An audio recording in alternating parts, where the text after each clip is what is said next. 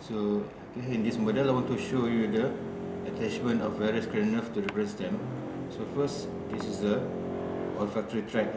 So in here you can see the olfactory bulb. This is the olfactory tract, and we have the lateral striae and medial striae. Okay. Next, this is the optic nerve, part of the optic nerve. You can see. So the optic nerve of each side will combine to form the optic chiasm.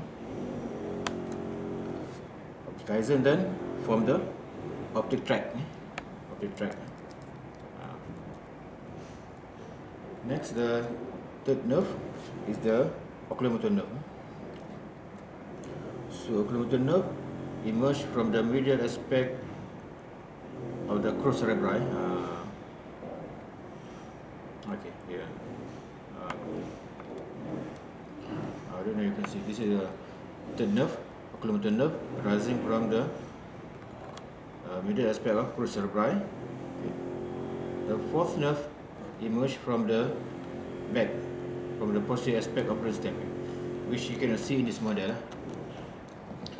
The fifth nerve, the trigeminal nerve, come from the lateral aspect of pons. This is trigeminal nerve. The sixth nerve is here.